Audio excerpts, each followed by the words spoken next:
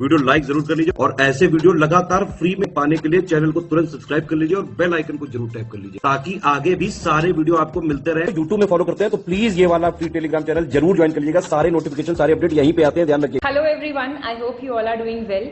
मैं Shivangi Singh study for civil services में आप सभी का बहुत बहुत स्वागत करती हूँ। उम्मीद करती हूँ आप लोगों की पढ़ाई बहुत बढ़िया चल रही होगी, आंसर राइटिंग प्रैक्टिस बहुत अच्छी चल रही होगी, पेपर नज़दीक आ रहा है, GS 5 ऑलरेडी खत्म हो चुका है, GS 6 होने वाला है। GS 6 का पॉइंट नंबर 21 है ये इंग्लिश मीडियम का हमारा ये वीडियो, इंग्लिश में लिखा हुआ, आम बोलचाल की भाषा में समझाया हुआ। इसमें हम देखेंगे साइंस एंड टेक्नोलॉजी, उससे रिलेटेड इश्यूज क्या क्या हैं, एडवांसमेंट्स क्या क्या हैं, क्या एफर्ट्स ले रही है हमारी Uttar Pradesh government related to science and technology. बहुत ही इंपॉर्टेंट टॉपिक हो जाता है साइंस एंड टेक्नोलॉजी, बहुत ही करंट अफेयर ओरिएंटेड, बहुत ही हॉट टॉपिक रहता है। तो इस वजह से ये टॉपिक आपको ध्यान से करना है। पुराने लेक्चर्स का सिंक्रोनाइजेशन हर लेक्चर में आपको मिलता रहेगा। आपको अपने कीवर्ड्स बहुत ही आर्डेंटली, बिल्कुल श्रद्धा के साथ रिवाइज करने हैं इस वक्त, अदरवाइज आप एग्जाम में रेसिप्रोकेट नहीं कर पाएंगे। दिमाग इतना तैयार कीजिए, कीवर्ड्स लिखते जाइए, टेस्ट सीरीज ज्वाइन करके आंसर राइटिंग प्रैक्टिस कीजिए, बहुत सारी प्रैक्टिस कीजिए, तो आपको पता भी नहीं चलेगा पेपर में कि सामने क्वेश्चन आएगा and you will be able to write it down. और टाइमर सेट करके प्रॉपर तब आंसर लिखिए। जो पेन आप पेपर में यूज करने वाले हैं उस पेन का यूज कीजिए अभी से, तभी आपको आदत पड़ेगी, हैबिचुअल बनेगा, आपका माइंड और हैंड कनेक्शन बनेगा। जो लोग इस वक्त हमारी टेस्ट सीरीज ज्वाइन करना चाहते हैं उनके लिए एकदम एप्रोप्रिएट टाइम है। यूपीपीसीएस मेंस 2023 का कंप्लीट ग्रुप चल रहा है जिसमें आपको सब कुछ प्रोवाइड किया जा रहा है, या फिर आप सिर्फ टेस्ट सीरीज वाला ग्रुप ज्वाइन कर सकते हैं, आप एसए का भी ग्रुप ज्वाइन कर सकते हैं। और जो लोग 2024 टारगेट कर रहे हैं, 2024 के जो लोग एस्पिरेंट्स हैं, वो हमारा शुरुआत से सिलेक्शन तक की तैयारी वाला बहुत ही famous, world famous paid group join कर सकते हैं, जिसमें आपको सब कुछ एक जगह पे पूरा selective study material with all updations, current affairs, paid quiz, test series, each and everything related to your 2024 attempt, सब कुछ कराया जा रहा है। तो आप बाकी डिटेल्स के लिए डिस्क्रिप्शन बॉक्स चेक कर सकते हैं। फिलहाल के लिए GS 6 का पॉइंट नंबर 21 शुरू कर रहे हैं। तो GS 6 का पॉइंट नंबर 21 है, 2 पॉइंट्स बचते हैं बस इसके बाद। साइंस एंड टेक्नोलॉजी, इससे रिलेटेड इश्यूज, एडवांसमेंट्स और एफर्ट्स क्या रहे हैं उत्तर प्रदेश में, ये इसमें हम देखेंगे। साइंस एंड टेक्नोलॉजी जो है, it holds the key to progress and development of any state, of any nation. Technology बहुत ही इंपॉर्टेंट, बहुत ही फंडामेंटल रोल प्ले करती है in wealth creation, improvement and quality of life, economic growth, and it leads to, science and technology जो है वो usher in क्या करती है, it ushers in total transformation. This is the keyword here, total transformation in any society, any. Science and technology and the development of any nation and development of any society is directly proportional to each other. Development को हमेशा link किया गया है technological disruption से, and it happens when there is an advancement in science and technology field. हम एक term use करते हैं, we use a term nation building.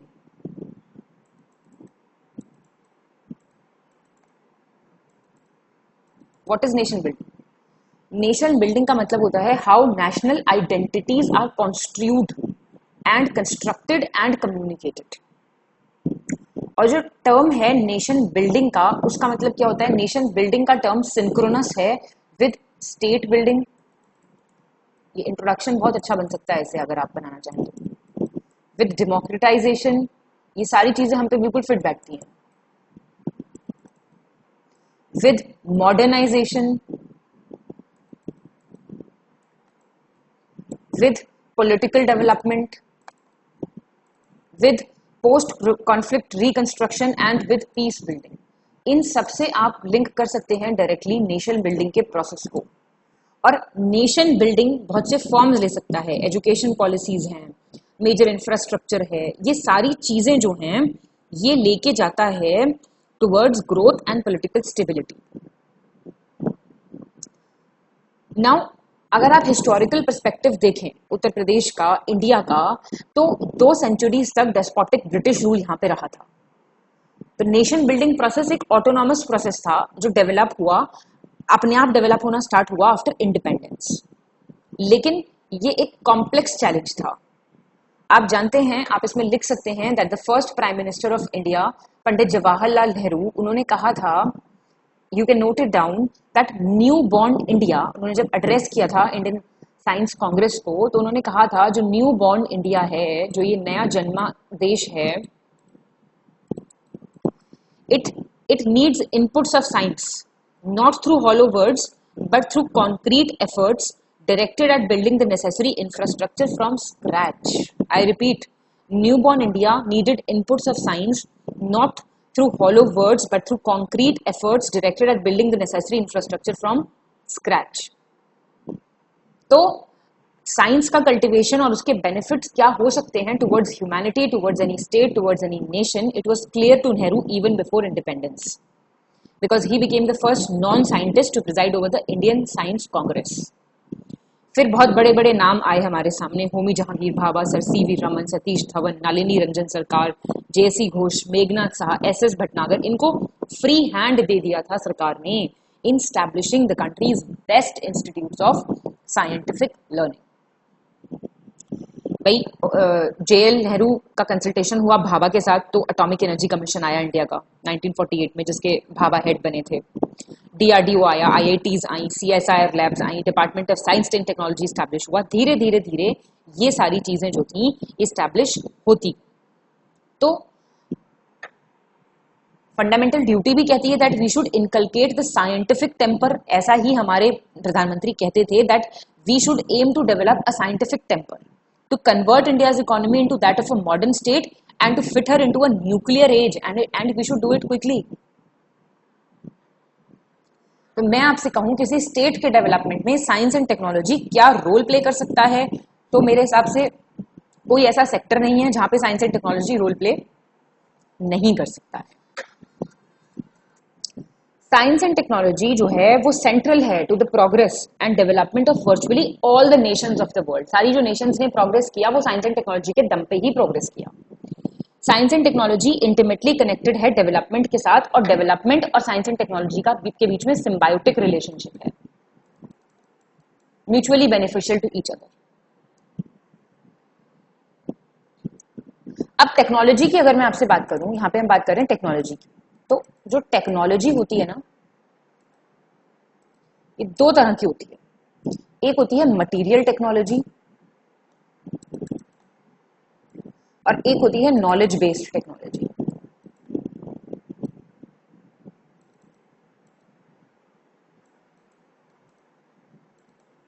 Material technology क्या होती है, जहां पे नॉलेज जो है it is embedded into technological products, जैसे आपके टूल्स हैं, इक्विपमेंट्स हैं, एग्रोकेमिकल्स हैं, या फिर इंप्रूव्ड प्लांट वेराइटीज हैं हाइब्रिड्स की, या फिर ब्रीड्स हैं एनिमल्स की, वैक्सीन्स की। और नॉलेज बेस्ड टेक्नोलॉजी क्या होती है आपकी, भाई आपके पास टेक्निकल नॉलेज कैसी है, आपका स्किल सेट कैसा है, आपका मैनेजमेंट कैसा है, वो प्रोसेसेस जो चाहिए सक्सेसफुल प्रोड्यूस करने के लिए, नई पैदावार के लिए, मतलब आप समझ रहे हैं, नॉलेज बेस्ड और मटीरियल, दोनों का फर्क आपको खुद ही समझ में आ रहा होगा। तो ये होती है आपकी हम दो चीजों में क्लासिफाई करते हैं टेक्नोलॉजी को, ठीक है।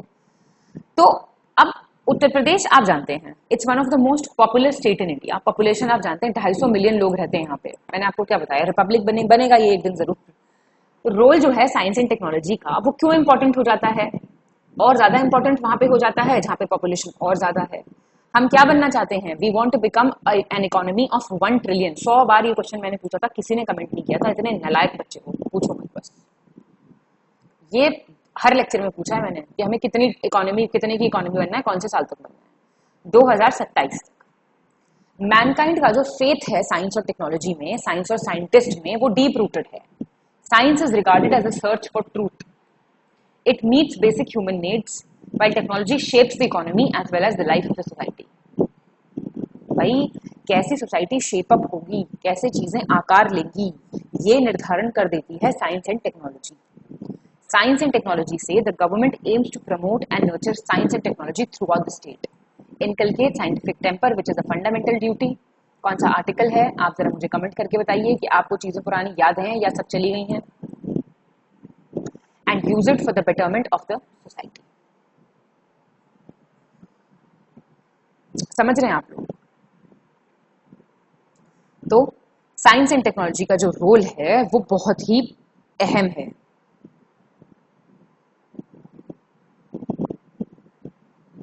चलिए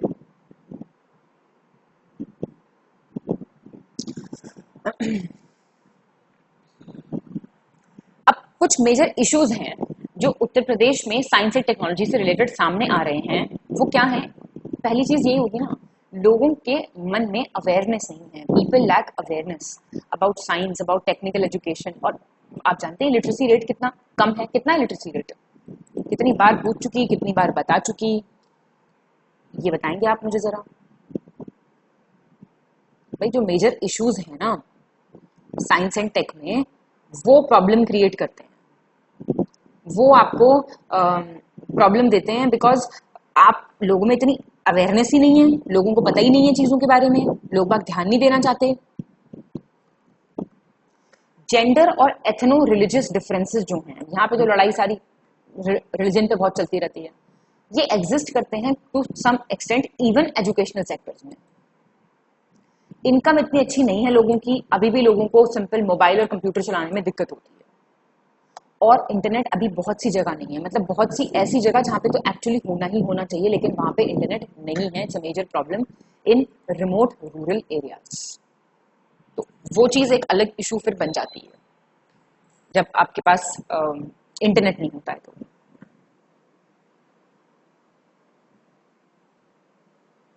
ठीक है, चलिए आगे बढ़ेंगे।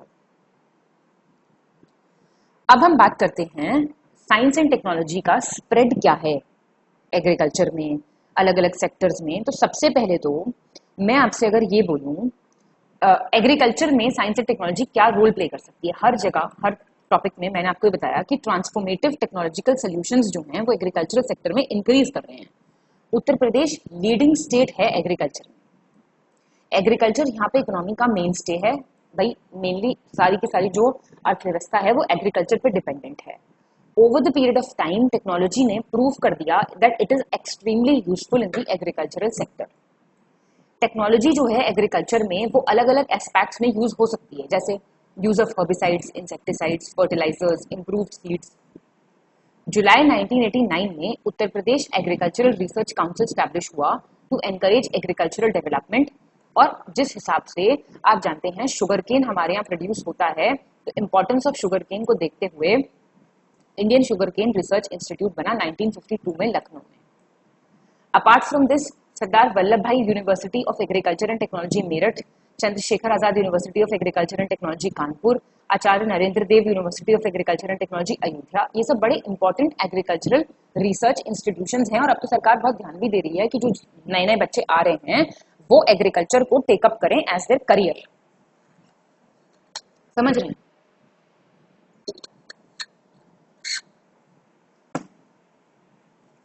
अभी फार्मर्स जो हैं they are able to grow crops in areas where they were unable to grow crops. यहाँ पे हमने देखा था जब हमने लैंड यूज पैटर्न पढ़ा था, तो जिस हिसाब से लैंड यूज चेंजेस हो रहे हैं उस हिसाब से हमने देखा था कि चीजें जो हैं ज्यादा अच्छी इसलिए नहीं हो पा रही क्योंकि वेस्ट लैंड बहुत पड़ा हुआ है। और ये सब कैसे पॉसिबल हो सकता है? जहाँ पे पहले क्रॉप्स नहीं उग पा रही थी अब वहां पे कैसे उग पा रही हैं? It is only possible through agricultural biotechnology. आप जानते हैं जेनेटिक इंजीनियरिंग जो है वो क्या करती है, एक प्लांट से दूसरे प्लांट में, दूसरे प्लांट से दूसरे ऑर्गेनिज्म में जीन्स का ट्रांसफर वगैरह संभव बना देती है, जिसकी वजह से जेनेटिक मॉडिफिकेशन से, म्यूटेशन से आप किसी भी हाइब्रिड वैरायटी या फिर कोई और इंप्रूव्ड वैरायटी ग्रो कर सकते हैं।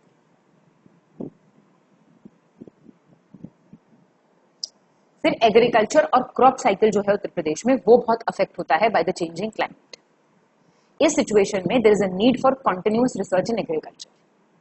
टू फुलफिल दीज ऑब्जेक्टिव्स बहुत से इंस्टीट्यूशंस बने, जैसे Uttar Pradesh agricultural research Council, Sardar Vallabh Bhai Patel University of Agriculture and Technology, Indian Institute of Sugar Cane. ये सब क्यों बने? जिससे कि एग्रीकल्चरल रिसर्च जो है वो बेहतर हो पाए। To reduce the effects of climate change हमें बहुत जरूरी है that we should focus upon improved seeds and better irrigation system, which is only possible with the intervention of science and technology. और अगर मैं आपको एक चीज बताऊं, यहाँ पे एग्रीकल्चर डिपेंडेंट इकोनॉमी है भाई। 60% लोग तो गांव में रहते हैं, तो वो मेनली कहीं ना कहीं एग्रीकल्चर पे डिपेंडेंट है। तो आज के टाइम पे एक बात होती है जिसको हम कहते हैं एग्रीटेक, मतलब एग्रीटेक इंडस्ट्री जो है यूपी में डेवलप होने के बहुत ज्यादा चांस है। जब हमने इंडस्ट्री वाला टॉपिक पढ़ा था तो हमने देखा था, हम एक मीडियम क्लास स्टेट आते हैं इंडस्ट्री पॉइंट ऑफ व्यू से, लेकिन एग्रीटेक इंडस्ट्री पे अगर हम ध्यान देंगे, मॉडर्न एरा ऑफ टेक्नोलॉजी में टेक्नोलॉजी को एग्रीकल्चर सेक्टर में ज्यादा से ज्यादा डालेंगे तो बहुत ही ज्यादा कमाल का काम हो सकता है। कैसे, क्या चीजें रोल प्ले कर सकती हैं? अब थोड़ी बहुत चीजें नोट कर लो आप, यहीं पे बता रही हूँ, ऊपरी जगह है सबसे ज्यादा। पहली चीजें क्या रोल प्ले कर सकती है टेक्नोलॉजी एग्रीगेरियन चेंजेस में? Role of drones. आप ड्रोन्स, जिनको अनमैन्ड एरियल व्हीकल्स कहते हैं, यूएवीज, इनका क्या पोटेंशियल है कि ये ट्रांसफॉर्म कर सकते हैं एग्रीकल्चर को सिग्निफिकेंटली। एरियल सीडिंग कर सकते हैं, पेस्टिसाइड स्प्रे कर सकते हैं, रिमोट डेटा कलेक्शन कर सकते हैं रिसर्च के लिए। ये पॉइंट्स हर जगह काम आएंगे, हर जगह। ये पॉइंट्स नोट कर लो। एरियल सीडिंग लिखो, पेस्टिसाइड स्प्रेइंग,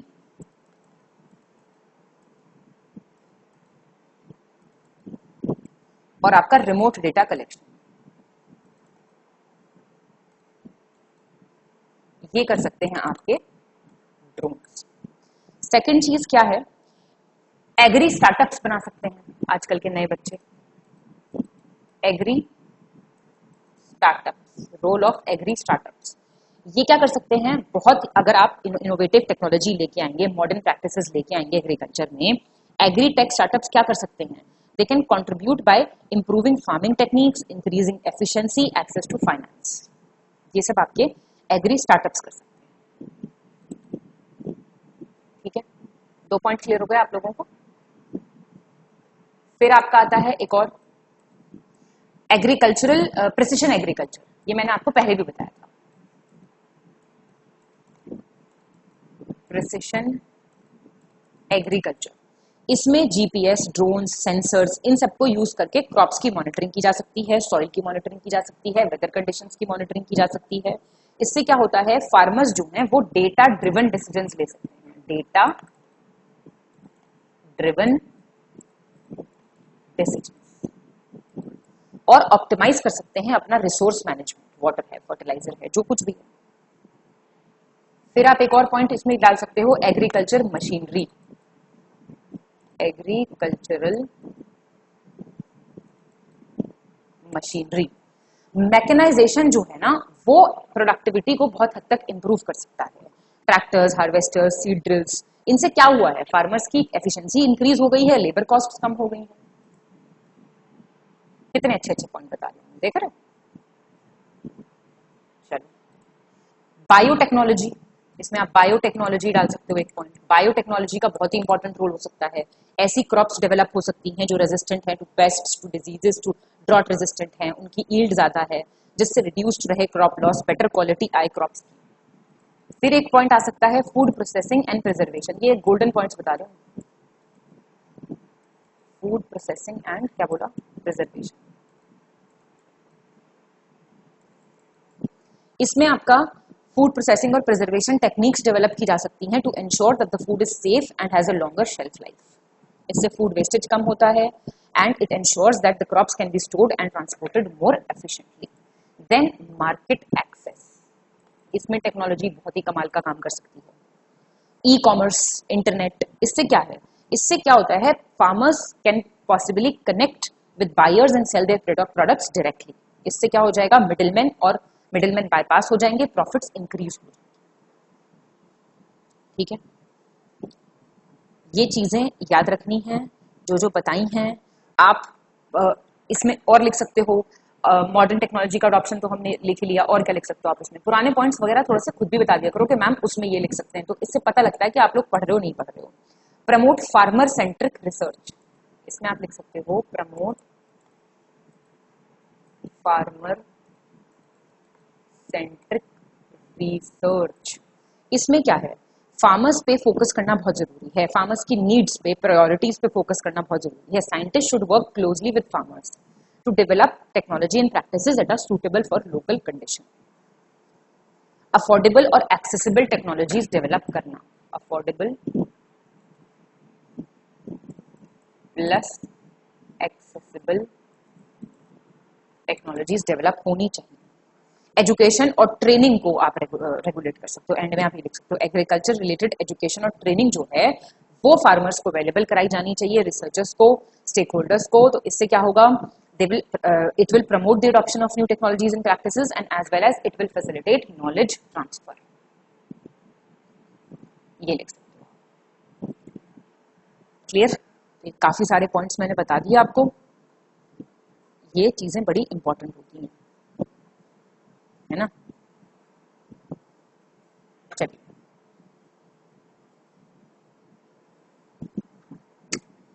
आगे बढ़ेंगे।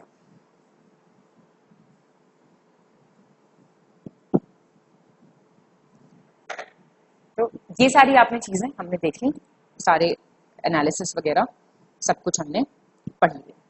अब हम देखेंगे मेडिसिन और हेल्थ टेक्नोलॉजी। मेडिकल और हेल्थ टेक्नोलॉजी में साइंस एंड टेक्नोलॉजी का क्या रोल हो सकता है, किस तरीके से चीजें आगे बढ़ सकती हैं, किस तरीके से चीजें बढ़िया रोल प्ले कर सकती हैं। अब साइंस एंड टेक्नोलॉजी डेफिनेटली बहुत ज्यादा हेल्थ प्रॉब्लम सॉल्व कर सकती है। और साइंस एंड टेक्नोलॉजी का जब हम यूज करने लगते हैं हेल्थ प्रॉब्लम्स को सॉल्व करने के लिए, डिजीज को प्रिवेंट करने के लिए, उसको कहा जाता है मेडिकल टेक्नोलॉजी। मेडिकल टेक्नोलॉजी बहुत इंपॉर्टेंट रोल प्ले करती है in all areas of health care. इसमें डायग्नोसिस है, ट्रीटमेंट है, मॉनिटरिंग है, सारे एरियाज में बहुत ही इंपॉर्टेंट रोल ये प्ले करती है। मॉडर्न मेडिकल टेक्नोलॉजी जैसे रिमोट डायग्नोसिस है, मॉनिटरिंग है, EICUs हैं, 3D प्रिंटिंग है, इससे क्या मिलता है, इससे इक्विटी मिलती है, इससे अफोर्डेबिलिटी मिलती है, इससे क्वालिटी मिलती है और preventive health. Advances in technology in medical research have enabled scientists to investigate diseases at the cellular level. मतलब सेल के लेवल पे डिजीजेस को इन्वेस्टिगेट करने में बहुत हेल्प कर सकती है आपकी modern technology. With the increase in this under preventive health services, success has been achieved in effectively curbing communicable diseases and mortality. जैसे जैसे मेडिकल फैसिलिटीज इंक्रीज होती हैं, नंबर ऑफ पेशेंट्स कम होते चले जाते हैं। स्टेट हेल्थ मिशन बना September 10th 2005 under the chairmanship of the chief minister. In order to speed up and organize the medical system, 2008 में फूड एंड ड्रग अथॉरिटी और directorate constitute हुआ। आपको समझ आ रहा है ये सारी चीजें आपको क्यों दे रहे हैं? जिससे कोई आंसर आए तो उसमें आप क्या लिखेंगे। आप उसमें सिर्फ ये नहीं लिखेंगे कि वो कैसे टेक्नोलॉजी रोल प्ले कर रही है, क्या कर रही है, क्या नहीं कर रही। आप ये भी लिखेंगे कि स्टेट क्या कदम उठा रही है, स्टेट्स ने सारे के सारे डिपार्टमेंट, सारे के सारे इंस्टीट्यूट्स वगैरह जो स्टैब्लिश करे वो किस हिसाब से स्टैब्लिश करे, आप ये भी लिखेंगे। Number of people suffering from deadly diseases like cancer, diabetes, AIDS, it is not less in Uttar Pradesh. आप जानते हैं यहाँ तो मेडिकल टूरिज्म तक की संभावनाएं हैं कि लोग बाग सस्ता इलाज कराने यहाँ पे आए।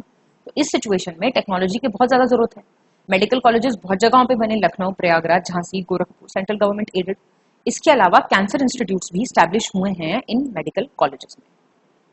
एक माइक्रोस्कोपिक सेंटर बना, it has been establish for every 1 lakh population and a TB centre for every 5 lakh population. ये बीमारियां ज्यादा है ना। स्टेट का पहला एड्स हॉस्पिटल बना कानपुर में on the initiative of National AIDS Control Organisation. इसके अलावा infectious disease hospital and mental hospital Varanasi और बरेली में भी स्टैब्लिश हो चुका है। ये सारे के सारे याद रखना, जो भी स्टेट स्पेसिफिक चीजें हैं वो एक जगह दी जा रही हैं, ठीक है। याद रखिएगा, आप इसमें लिख सकते हैं कि क्या टेक्नोलॉजी, जो मेडिकल फील्ड में टेक्नोलॉजी क्या रोल प्ले कर सकती है। आप इसमें रोबोट्स लिख सकते हैं, हॉस्पिटल्स जो हैं रोबोट्स यूज कर सकते हैं मेडिसिन वगैरह डिलीवर करने के लिए। कोविड के टाइम पे खासकर ऐसी चीजों की बहुत जरूरत लगी थी। फिर आप इसमें ब्लॉकचेन टेक्नोलॉजी लिख सकते हैं। इसमें आपका पूरा कंप्लीट इंडेक्स हिस्ट्री रहे सारे मेडिकल डेटा की, फॉर्मल मेडिकल रिकॉर्ड्स रहे, हेल्थ डेटा रहे, वेरिएबल सेंसर्स हो सकते हैं। इससे क्या होता है, इंटरऑपरेबिलिटी जो चैलेंजेस होते हैं ना हेल्थ इंफॉर्मेशन के, वो ओवरकम हो जाते हैं। फिर इसमें आप AI, आर्टिफिशियल इंटेलिजेंस और IoT, internet of medical things, IOMT क्या होता है? It is defined as a connected infrastructure of medical devices, software applications, health systems and devices. और IOMT से आप हेल्थ केयर एप्लीकेशंस प्रोवाइड कर सकते हैं जिससे क्विक डायग्नोसिस हो सके डिजीजेस का। फिर आप इसमें क्लाउड कंप्यूटिंग लिख सकते हैं। ये एक और एप्लीकेशन है जिससे कोलैबोरेशन होता है, डेटा का exchanges between doctors, departments, institutions, medical providers, जिससे कि बेस्ट पॉसिबल ट्रीटमेंट मिल पाए। तो डिजिटल स्ट्रैटेजी के साथ साथ आप लोकल नॉलेज भी यूज कर सकते हैं। आप एंड में ये भी लिख के आ सकते हैं दैट डिजिटल टेक्नोलॉजी तो यूज करो ही करो, साथ में लोकल नॉलेज भी बहुत ही इंपॉर्टेंट है यूज करनी। ठीक है जी, बहुत बढ़िया। अब आता है बायोटेक्नोलॉजी। बायोटेक्नोलॉजी क्या होती है, मैं आपसे पूछूं तो what is biotechnology? See, biotechnology is a technology that utilises biological system. ऐसी टेक्नोलॉजी जो बायोलॉजिकल सिस्टम को यूटिलाइज करती है, लिविंग ऑर्गेनिजम्स को यूटिलाइज करती है या फिर उनके पार्ट्स को टू डेवलप और क्रिएट डिफरेंट प्रोडक्ट्स। ब्रूइंग और बेकिंग ब्रेड आपको एग्जांपल से बताती हूँ मैं, ये ऐसे प्रोसेसेस हैं जो बायोटेक्नोलॉजी के कॉन्सेप्ट में फॉल करते हैं। अब जब ब्रेड बेक होती है तो इसमें क्या यूज होता है? ईस्ट। ऐसे तो भटूरा बनना भी होता है, यही है ना। ईस्ट एक लिविंग ऑर्गेनिज्म है, किसी प्रोडक्ट को आप ऑब्टेन करने के लिए ईस्ट का इस्तेमाल कर रहे हो, ठीक है। तो ये ट्रेडिशनल प्रोसेसेस हैं जो यूटिलाइज करते थे लिविंग ऑर्गेनिजम्स को नेचुरल फॉर्म में। अब ज्यादा मॉडर्न फॉर्म ऑफ बायोटेक्नोलॉजी आ गई है, उसमें क्या होगा? ज्यादा एडवांस्ड मॉडिफिकेशन होगा बायोलॉजिकल सिस्टम ऑफ ऑर्गेनिज्म का। तो बायो जैसे जैसे जेनेटिक इंजीनियरिंग बढ़ी, रिसर्च बढ़ा बायोटेक्नोलॉजी में, तो ये चीज बहुत रैपिडली डेवलप हुई क्योंकि नई पॉसिबिलिटी आई to make changes in the organisms genetic material, जो क्या कहलाता है? डीएनए। तो biotechnology deals with industrial scale production of biopharmaceuticals and biologicals using genetically modified microbes, fungi, plants, animals. Application क्या हो सकती है? Therapeutics, diagnostics, genetically modified crops agriculture के लिए, प्रोसेस्ड फूड, बायो रेमिडिएशन जिससे फूड की शेल्फ लाइफ बढ़ती है, वेस्ट ट्रीटमेंट, एनर्जी प्रोडक्शन। तो भाई बहुत ही ज्यादा वास्ट एरिया है बायोटेक्नोलॉजी का। क्लियर? मेडिसिन में आपको पता है यूज होता है recombinant DNA technological processes. Biotechnology जो है, it's that dimension of science which presents vast possibilities of its precise application for the welfare of society. पैसा कमाने के लिए, long term socio economic development के लिए बायोटेक्नोलॉजी बहुत ही अच्छा फील्ड है। Biotechnology has the potential to offer real solutions to human problems. और फार्मास्यूटिकल और एग्रीकल्चर यूनिट्स जो हैं, they can solve problems generated by the increasing population every day through biotechnology. It can be used for the types of land uses, atmospheric pressure and prevention of diseases. Now, Uttar Pradesh is a biologically diverse state. It represents the largest population. Apart from this, its agricultural diversity is also very high. Agricultural diversity इतनी high है कि special initiative जो हैं biotechnology के, वो start हुए यहाँ पे 1998-99 में। बायोटेक्नोलॉजी के लिए, जैसे एग्रीकल्चर इंडस्ट्री है, फूड है, न्यूट्रिएंट मैनेजमेंट है, मेडिसिन है, हेल्थ है, मैंने आपको बताया हर फील्ड में काम है इसका।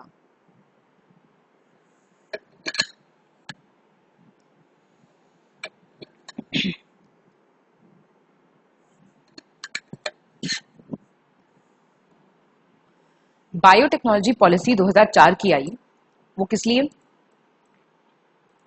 To give the state a prominent place in biotechnology sector, और जिससे कि इंडस्ट्रियल इन्वेस्टमेंट आए इस वाले सेक्टर में और बायोटेक्नोलॉजी रिसर्च एंड डेवलपमेंट जो है वो ज्यादा से ज्यादा आगे बढ़े। I was a biotechnology student. 11th class में हमारे स्कूल में क्या होता था, बहुत सारे ऑप्शन थे। जब आप पीसीएम के साथ लेते हैं ना कुछ, या फिर पीसीबी के साथ लेते हैं ऑप्शनल सब्जेक्ट, तो हमारे स्कूल में सबसे ज्यादा ऑप्शनल प्रोवाइड करता है आज भी हमारा स्कूल। वहां पे बायोटेक्नोलॉजी जो था, वो हम बड़े फैसिनेट होते थे बायोटेक्नोलॉजी वाली लैब देख के। तो हमें लगता था बायोटेक्नोलॉजी लेंगे तो फिर रोज यहीं पे जाया करेंगे। और बायोटेक्नोलॉजी और फैशन टेक्नोलॉजी की लैब्स आमने सामने होती थी। तो जस्ट बायोटेक्नोलॉजी आया तो ये बात याद आ गई that I have been a student of biotechnology. खैर, मैंने 12th के एग्जाम जो दिए वो biotechnology was my option. Under this policy, a 33-member biotechnology development board was constituted under the chairmanship of Chief Minister. इसके अलावा production of blue green algae biofertiliser, cloning garden project, ये सारे promote किए जा रहे हैं at biotechnology park biofertiliser project biotech networking facility centre. कहाँ पे है? लखनऊ में। So it is noteworthy that in 2002 Lucknow has been declared as the biotechnology city of India. आप मुझे ज्यादातर लोग नहीं जानते होंगे ये point. Realizing the immense significance of biotechnology in the socio-economic context of the state, एक बायोटेक पॉलिसी भी शुरू हुई 2014 में। इसका पर्पस क्या था?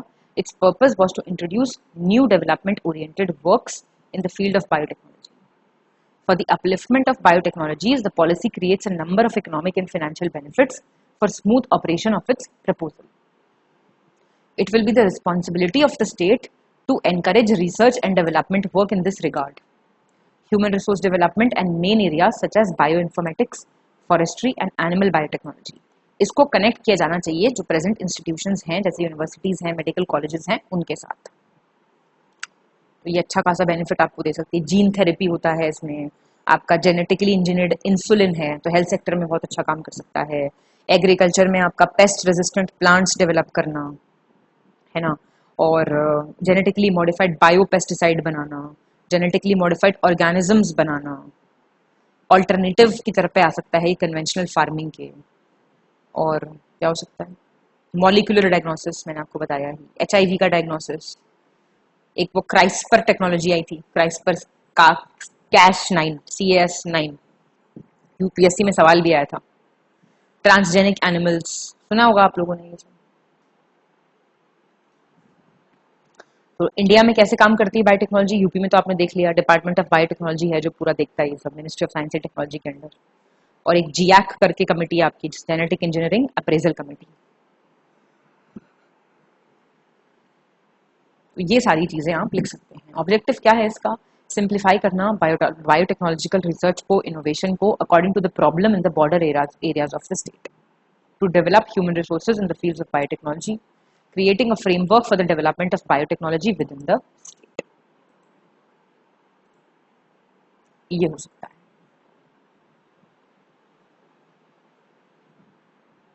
ठीक है, चलिए तो अब आते हैं हम इंफॉर्मेशन टेक्नोलॉजी पे। IT ये भी था ऑप्शनल सारे ये ऑप्शनल आपके पास आते हैं 11th में। कम ही स्कूल्स हैं वैसे जो बहुत सारे ऑप्शन ऑफर करते हैं, ज्यादातर में तो कम ही ऑप्शन होते हैं। मैंने बताया ना आपको, हमारे यहाँ बहुत सारे ऑप्शन थे। IT भी था, IP भी था, IT के साथ साथ IP भी था, इंफॉर्मेशन प्रैक्टिसेस करके होता था एक, पता भी नहीं था, बच्चों को ले लेते थे बच्चे पर सही है वैसे चीजें। चलिए क्या है बायो इंफॉर्मेशन टेक्नोलॉजी, क्या होती है बेसिकली। इंफॉर्मेशन टेक्नोलॉजी जो है आप जानते हैं भाई, आजकल इंफॉर्मेशन टेक्नोलॉजी का जमाना है। Information technology, it deals with the functions of data acquisition, information storage, protection, transformation, exchange, study, design, and the computer hardware and software applications required for the execution of these functions. Uttar Pradesh आप जानते हैं, हर जगह यही लिखेंगे आप, most popular state, second largest economy in the country. ये IT hub है north India का, 6th पोजीशन है सॉफ्टवेयर एक्सपोर्ट्स में कंट्री के, ध्यान रखिएगा ये चीज। ठीक है,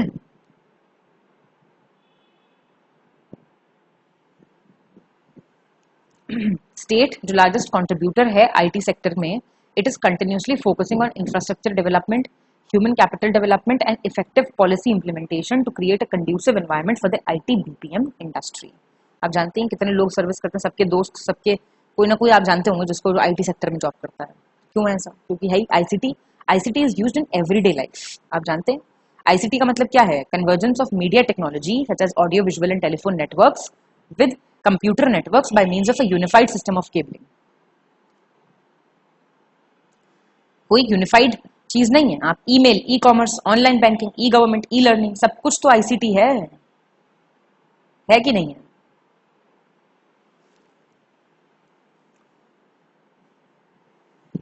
स्टेट का शेयर कितना है, it is 35% of IT exports जो है वो नॉर्थ इंडिया से। उत्तर प्रदेश जो है it contributes 15% of the total workforce in the countries IT industry. बहुत से इनिशिएटिव्स ले चुकी है राज्य सरकार for the development of information and technology in the state, जिससे सोशल और इकोनॉमिक डेवलपमेंट जो है वो बूस्टअप रहे। State government believes that the IT industry can generate employment opportunities on a large scale in the state if reputed establishments of the country and abroad set up their units in Uttar Pradesh। वही बात है ना, investor summit, investment, innovation, technology. तो इससे क्या है, employment situation पे बहुत ही अच्छा प्रभाव पड़ेगा, बहुत ही पॉजिटिव इम्पैक्ट पड़ेगा। एम्प्लॉयमेंट अपॉर्चुनिटीज एकदम से जनरेट हो जाएंगी स्टेट में। मेजर ऑब्जेक्टिव्स क्या हैं Uttar Pradesh information and startup policy 2017 के? To develop and promote attractive business ecosystem, promote human development and infrastructure development by means of IT cities, IT parks, IT BPM units लगाना। तो एक तरीके से to instil and nourish entrepreneurship and innovation by providing impetus to startups, to incubators, to centres of excellence. ये लिखते रहो सब कुछ, लिखते क्या मतलब रिवाइज करते रहना इस चीज को। To lead digital empowerment through creation of citizen centric services, जहाँ पे वेलफेयर जो है ना वो सीप इन करेगा across all sections of the society. ये लिख सकते हो।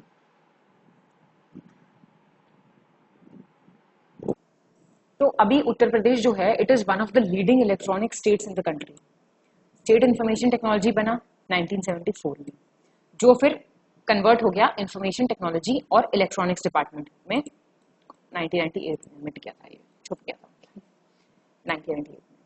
अब इलेक्ट्रॉनिक्स मैन्युफैक्चरिंग को प्रमोट करने के लिए यूपी इलेक्ट्रॉनिक्स कॉर्पोरेशन लिमिटेड और यूपी डेस्को क्रिएट किए गए उत्तर प्रदेश आईटी वाला जो ये इलेक्ट्रॉनिक्स डिपार्टमेंट है इसी के अंदर। इससे क्या हेल्प होती है? It helps in providing technical options to schemes and programmes and in data management. The same electronic corporation limited contributes in the areas of governance, e-commerce, education, software development, e-business, etc. to fulfill the goal of smart state of the state. इसके अलावा इन सब चीज़ों के अलावा software technology park बना नोएडा, कानपुर, लखनऊ में, प्रयागराज में। E procurement, national e governance programme, centre for governance Uttar Pradesh, एक स्वान प्रोजेक्ट करके था, state data centre, e district project, ये सारे गवर्नमेंट चला रही है। क्यों चला रही है? बहुत ज़्यादा ध्यान दिया जा रहा है आईटी पे। आईटी पे जितना ध्यान दिया जाएगा उतनी बेटर चीजें चलेंगी। आपने डिजिटल जेंडर एटलस, ये सारी चीजें स्टार्ट हुई है ना। ई गवर्नेंस में आईटी लेके आ रहे हैं जिससे कि बेनिफिट्स मिले सरकार को भी और मतलब ट्रांसपेरेंसी आए, एफिशिएंसी बने करंट सिस्टम की। सोसाइटी जो है वो मोबाइल कनेक्शंस की तरफ मूव कर रही है। आजकल सबके पास मोबाइल है, आप देख लो। आपके घर पे जो मेड काम करने आती होगी उसके पास भी मोबाइल है। आपका जो मतलब एक जो कहते हैं ना जिनके पास शायद बेसिक रिसोर्सेज नहीं है लेकिन फोन जरूर है, तो उसी एडवांटेज को टैप करना चाहिए सरकार को। It is becoming the carrier of not only economic but also social development. It is noteworthy that women power line 1090 and dial 112 are being run through UP DESCO which are helpful in reducing crime। मतलब भाई आजकल मुझे लगता है IT के बिना किसी भी एरिया में जरा सी भी प्रोग्रेस पॉसिबल है ही नहीं। सारी जितने भी एरियाज हैं उन सब में आईटी सेक्टर ऑलरेडी बहुत प्रोग्रेस कर रहा है। ठीक है, तो अब टेक्नोलॉजी कैसे फेवर करेगी, कैसे चीजें बेटर करेगी, इसमें तो कोई शक ही नहीं है। To establish Uttar Pradesh as India's leading investment destination in the field of IT, information technology and enabled services. आप जानती हैं इस फील्ड में कितना अच्छा काम कर रही है। To create a conducive environment for the growth of investors, entrepreneurs and startups, employment generate करना, एंटरप्रेन्योरशिप को बढ़ाना अमंगस्ट यूथ, जिससे एम्प्लॉयमेंट जनरेशन प्रोग्राम स्टार्ट होंगे, पॉवर्टी कम होगी, क्वालिटी ऑफ लाइफ बढ़ेगी। वो फिर सारा जो इंटरकनेक्टेड लूप है ना, आप उसको पूरे को लिख सकते। To encourage development in an equitable and balanced manner in the entire Uttar Pradesh by the effective use of technology. ठीक है, अब स्पेस टेक्नोलॉजी में क्या काम चल रहा है? स्पेस टेक्नोलॉजी बहुत ही आप देखते हैं बहुत काम हो सकता है इसमें। Role of science and technology क्या हो सकती है स्पेस एक्सप्लोरेशन में? आप जानते हैं डॉक्टर विक्रम साराभाई, जिनको फाउंडिंग फादर माना जाता है इंडियन स्पेस प्रोग्राम का, उन्होंने ही इसरो, उन्हीं की हेल्प से इसरो सेटअप हुआ था। और शुरू से जो इंडियन स्पेस प्रोग्राम रहा है ना, अगर मैं कहूँ तो उन्होंने 3 चीजों पर फोकस करा है। एक तो फोकस किया है satellites for communication plus remote sensing. एक फोकस रहा है स्पेस ट्रांसपोर्टेशन सिस्टम पे, और एक रहा है एप्लीकेशन प्रोग्राम्स पे। शुरू से ये मैं इंडिया के स्पेस प्रोग्राम की बात कर रही हूं। इन 3 चीजों पे फोकस ज्यादा रखा है। ठीक है जी। अब अच्छा, अचीवमेंट्स भी बहुत की इंडिया ने, ऐसी बात नहीं है। आर्यभट्ट आप जानते हैं पहली सैटेलाइट लॉन्च की गई थी, सोवियत यूनियन ने की थी। उस वक्त तो सोवियत यूनियन था, फॉर्मर यूएसएसआर, 1975 में। फिर चंद्रयान, मंगलयान, अब आप जानते ही हैं लेटेस्ट है ना, GSLV मैक 3 था, मार्स ऑर्बिटर मिशन था। और इसरो का एक कमर्शियल आर्म भी है, न्यू स्पेस इंडिया लिमिटेड करके, NSIL। तो वो क्या करता है, वो ऑपरेशनल सैटेलाइट मिशंस को डिमांड ड्रिवन मॉडल पे ऑपरेट करता है। अच्छा, एप्लीकेशंस किस हद तक हो सकते हैं? अगर हम यूपी की बात करें तो स्पेस का हम जो एप्लीकेशन है वो किस किस रूप में ले सकते हैं? देखो, एक तो पहली चीज तो ये, पहले आप ये वाला देख लो, फिर हम और एप्लीकेशंस देख लेंगे। Uttar Pradesh with the help of government of India can harness the space research capability through remote sensing satellites which provide vital data for monitoring soil, drought conditions and crop growth. Estimation हो सकता है rainfall का through satellites, जिससे farmers को पहले से time मिल जाएगा to plan things out, है ना, एंड अमाउंट ऑफ इरिगेशन कितना चाहिए क्रॉप्स के। In addition to this, early warning systems can be developed to protect fields from pest attack through satellite-based monitoring. Along with increasing the facilities in the cities of Uttar Pradesh, the government will now conduct a scientific assessment of civic amenities in the cities. Remote sensing and GIS techniques will be used for this. Urban Development Department और Science and Technology Department jointly prepare कर सकते हैं अपना action plan. Presently, the government is going to prepare a scientific database of roads, sewers, lakes, 126 civic bodies में, तो science and technology के through एक proper data मिलेगा जिससे मॉनिटरिंग अच्छी होगी, बाकी चीजें अच्छी होंगी। Considering the importance of remote sensing technology to solve the problem of agricultural underground level in Uttar Pradesh, the state government is trying to set up a remote sensing application center in Lucknow. Then earlier in the year 1982, the Remote Sensing Application Center was established as an autonomous organization by the then government. It was established under the Societies Act of 1960. Main objective इसका establishment का क्या था? Proper management of natural resources from external sources. फिर इससे क्या होता है? Emerging नई टेक्नोलॉजी जो है उसको आप प्रॉपर्ली एडजस्ट कर सकते हो, इंश्योर कर सकते हो कि नेचुरल रिसोर्सेज के साथ वो एडजस्ट कर रही है, किसके साथ? रिमोट सेंसिंग एप्लीकेशन के साथ। The purpose of setting up this center was also to learn how to integrate the high technology of remote sensing with the end users. फिर यहाँ पे कुछ नाम दिए हुए हैं: Indira Gandhi planetarium Lucknow, Veer Bahadur Singh planetarium Gorakhpur, Aryabhatta planetarium Rampur, mobile planetarium Jawahar planetarium Prayagraj. ये स्टैब्लिश हुए हैं किस लिए? जैसे कि भाई इंटरेस्ट अवेयरनेस बढ़े लोगों के अंदर स्पेस सेक्टर की। रिमोट सेंसिंग एप्लीकेशंस आपने देखा बहुत सारे चीजों को सॉल्व कर सकता है। एग्रीकल्चर क्रॉप एक्रिएज देना, yield estimation, drought warming assessment, flood control, damage assessment, land use, land cover mapping, wasteland management, urban development, mineral prospecting, forest survey, ये सारी चीजें लिख दो। स्पेस टेक्नोलॉजीज जो है ना, they can provide solutions to the problems of man and society, ऐसे लिख सकते हो आप। इससे क्या होता है? एम्प्लॉयमेंट जनरेट होता है, लिटरेसी बढ़ती है, क्लीन एनर्जी मिलती है, वेल्थ जनरेशन होता है और क्वालिटी ऑफ लाइफ इंप्रूव होती है, स्टैंडर्ड ऑफ लिविंग इंप्रूव होता है। ये सारी चीजें आप लिख सकते हैं, ठीक है। तो ये चीज खत्म होती है यहाँ पे, आगे बढ़ते हैं।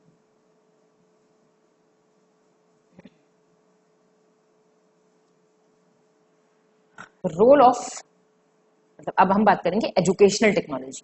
आप जानते हैं इंडिया को, स्टेट को फ्रंटलाइन कंट्री या इकोनॉमी बनाने के लिए गवर्नमेंट ने बहुत सी स्कीम्स लॉन्च करी।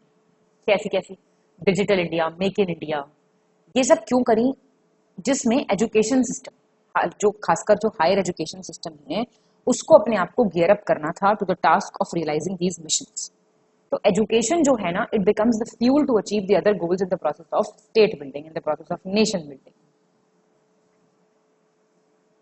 एजुकेशनल टेक्नोलॉजी की अगर हम बात करते हैं तो एजुकेशनल टेक्नोलॉजी है combined use of computer hardware, software and educational theory and practice to facilitate learning.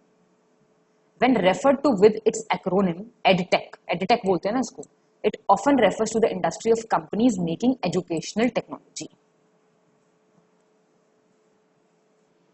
Department of technical education establish हुआ 1961 में for planned chronological and coordinated development of technical education in the state of UP.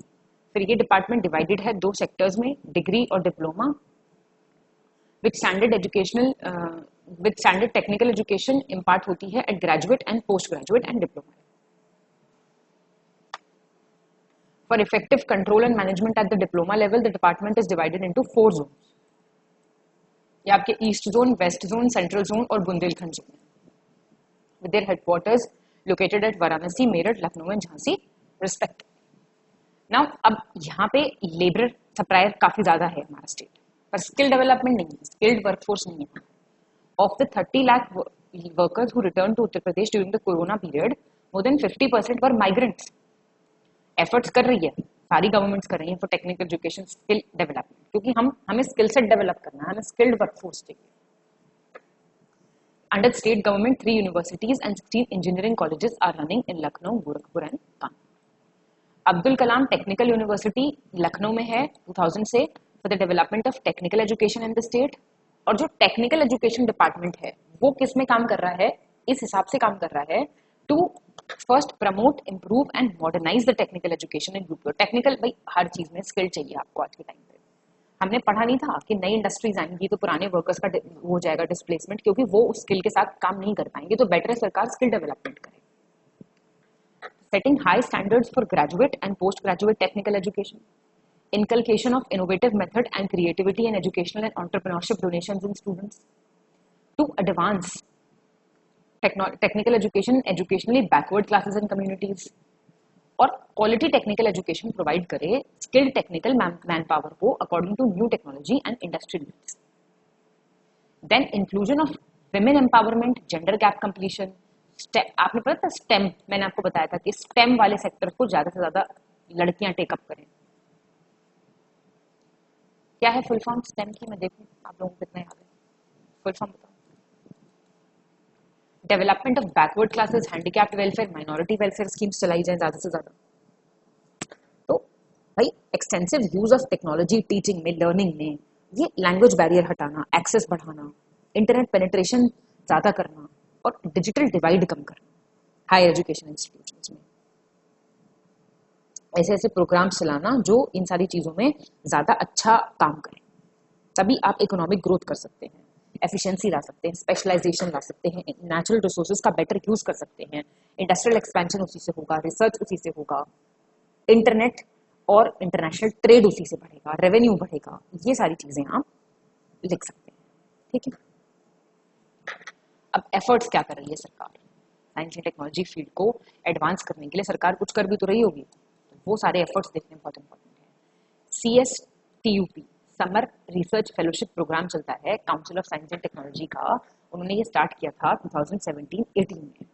इस programme में जो students masters कर रहे हैं MSc first और second year में, उनको सिलेक्ट किया जाता है, उनको अपॉर्चुनिटी दी जाती है to work with renowned professors, scientist from premier institutes of India for 2 months with a monthly stipend of ₹25,000. ये जो फेलोशिप है, this is awarded to only दो students who are studying in Uttar Pradesh. ये ऐसी चीजों को बढ़ावा देने के लिए सरकार कर रही है.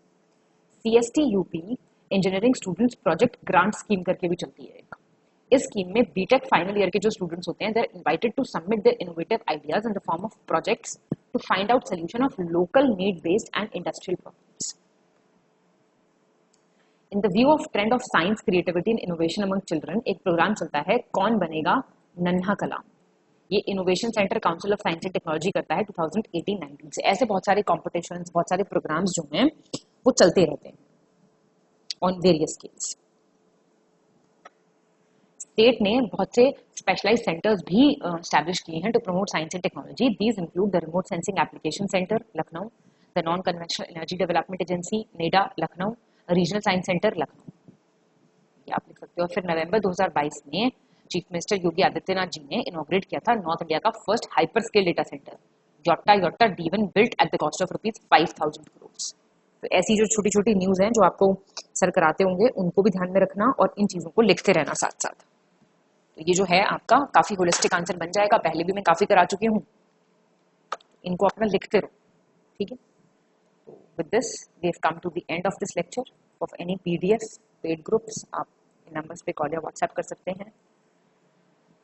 हम मिलते हैं हमारे नेक्स्ट लेक्चर में. पुराना रिवाइज करते रहिए अच्छे से. Keep smiling, keep working hard. Thank you so much.